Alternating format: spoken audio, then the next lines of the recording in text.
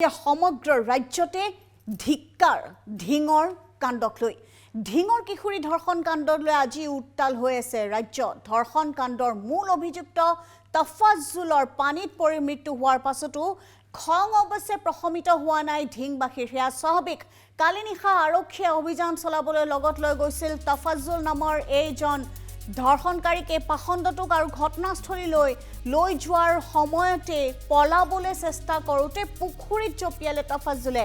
ভাবিলে পুখুৰীত পৰি পুখুৰীৰ সাঁতুৰি পাৰ হৈ যাব। আজি পুৱা SDRFে দলে পুখুৰীৰ পৰা উদ্ধাৰ কৰে তফাজ্জুলৰ মৃতদেহ। তফাজ্জুলৰ ইনষ্টেণ্ট জাষ্টিছক লৈ এতিয়া একাংশই আনন্দ প্ৰকাশ কৰিলেও আন দুই অভিযুক্ত কৰায়ত্ব কৰিব নোৱাৰাত ক্ষুভিত হৈ পৰিছে ঢিঙৰ স্থানীয় লোক। গোলাপুদ্দিন আৰু ফৰিদুল নামৰ দুই অভিযুক্তক ৰাজহুৱাভাৱে ফাঁচি দিয়াৰ দাবীত ঢিঙত আজিও প্ৰতিবাদ কৰে দল সংগঠন আৰু স্থানীয় মহিলাসকলে। গৃহ বিভাগৰ বিৰুদ্ধে শ্লোগান দি উত্তাল পৰিৱেশ গঢ়ি তোলে প্ৰতিবাদকাৰীসকলে। নগাঁও জিলা মহিলা সমিতিৰ প্ৰতিবাদত অংশগ্ৰহণ কৰে সদৌ অসম ছাত্ৰ সন্থাৰ সভাপতি উৎপল শৰ্মা আৰু AJYCPৰ সভাপতি পলাশ চাংমাই। দুয়োগৰাকী ছাত্ৰ নেতাই দোষীৰ আইন অনুযায়ী কঠোৰ শাস্তিৰ দাবী তোলে। ৰাজ্য চৰকাৰ গৃহ বিভাগৰ ব্যৰ্থতাক জগৰীয়া কৰে উৎপল শৰ্মাই।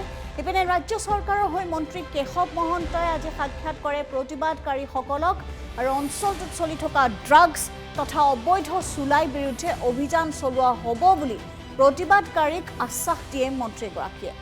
ঢিঙত ধৰ্ষণ কাণ্ডত জড়িত তফাজ্জুলৰ জানাজা ৰাজহুৱা কবৰস্থানত সম্পন্ন নকৰিবলৈ সিদ্ধান্ত গ্ৰহণ কৰিছে গাঁওবাসীয়ে। যিহেতু চৰৰ বাসিন্দা আছিল তফাজ্জুল, সেই গাঁওবাসীয়ে সিদ্ধান্ত ল'লে যে জানাজা ৰাজহুৱা কবৰস্থানত জানাজা সম্পন্ন নহয় তফাজ্জুলৰ দৰে ধৰ্ষণকাৰীৰ। লগতে তফাজ্জুলৰ পৰিয়ালক এঘৰীয়া কৰাৰো সিদ্ধান্ত গ্ৰহণ কৰে গাঁওবাসীয়ে। ইপিনে ঢিঙৰ ধৰ্ষণ কাণ্ডৰ বিৰুদ্ধে ৰাজ্যজুৰি অব্যাহত আছে প্ৰতিবাদ। শিৱসাগৰত খিলঞ্জীয়া ৰাইজে মানৱ শৃংখলেৰে সাব্যস্ত কৰে প্ৰতিবাদ।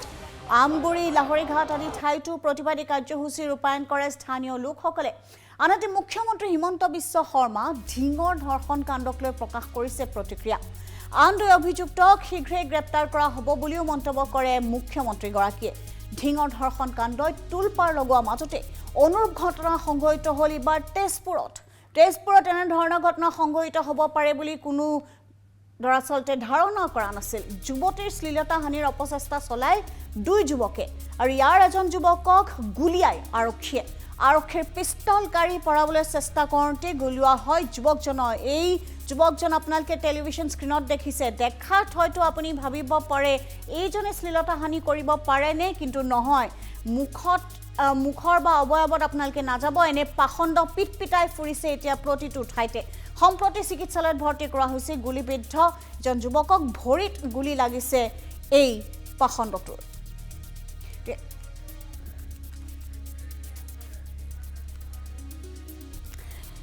মুখ্যমন্ত্ৰী ডক্টৰ হিমন্ত বিশ্ব শৰ্মাই তেজপুৰত যেনেধৰণৰ ঘটনা সংঘটিত হ'ল তাক লৈ মন্তব্য কৰিছে। আমি আপোনালোকক মুখ্যমন্ত্ৰীগৰাকীৰ ভাষ্য শুনাইছোঁ। কালি ঘটনা এটা হৈছিলে, পুলিচে অপৰাধীক এৰেষ্ট কৰিছিলে। কালি ৰাতি পলাব চেষ্টা কৰিছিল পানীত জঁপিয়াই পেলাই, and he died in that process. Assam में कुछ घटना होने से पुलिस तुरंत जो भी एक्शन लेना है तुरंत लेते हैं, तो हमारा कोई इसमें कॉम्प्रोमाइज नहीं है। जेतिया स्वाली बा नारीर कथा है, महिलार कथा है, we have a zero tolerance policy, so that is the difference. তিনিজনে আছিল পুৰাটো পলাব খুজোতে ভৰিত গুলি লাগিছে।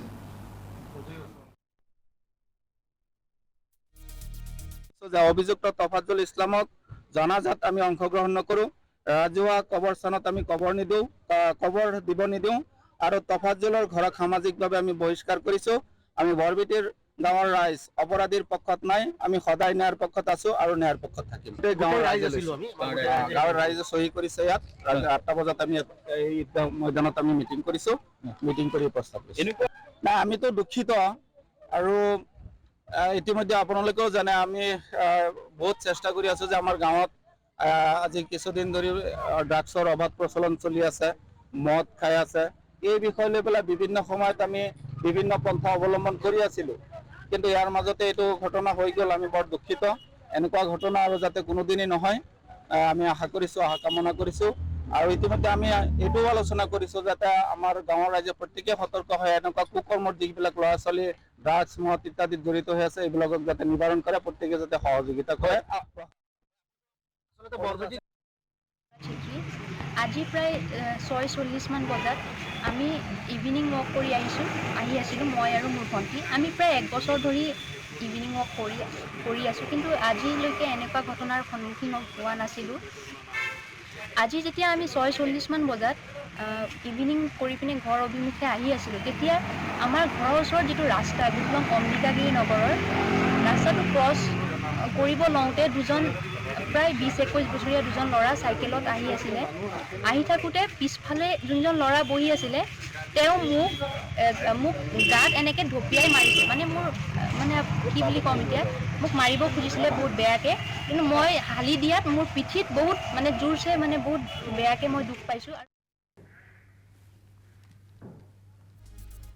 গতিকে আপোনালোকে দেখিলে যে কেনেধৰণে দৰাচলতে কেৱল ঢিং বুলি নহয়, এতিয়া ৰাজ্যৰ প্ৰতিটো প্ৰান্ততে যেন এনেধৰণৰ মহিলা, যুৱতী, কন্যা, শিশুৰ শ্লীলতাহানিৰ ঘটনা সংঘটিত হৈ আছে। দিনক দিনে আইন শৃংখলা পৰিস্থিতি যেন অৱনমিত হৈছে। আৰু কাৰ সাহত দৰাচলতে ইমান সাহস পাইছে এই ধৰ্ষণকাৰীকেইটাই, এই বলাৎকাৰীকেইটাই এই কথা এতিয়া সময় আহিছে দৰাচলতে আপোনাৰ জীয়ৰী, বোৱাৰী বা কন্যা শিশুক নিজৰ সুৰক্ষাৰ বাবে নিজে সষ্টম হোৱাৰ সময় আহি পৰিছে। কাৰণ যেনে ধৰণৰ পৰিস্থিতি বৰ্তমান সমাজত দেখা গৈছে, যি পৰিৱেশ দেখা গৈছে, গতিকে আৰক্ষীৰ ফালে মুখ চাই থাকিলে নহ'ব। সেল্ফ ডিফেন্স নামৰ শব্দটো আমি আমাৰ জীৱনত আনিব লাগিব।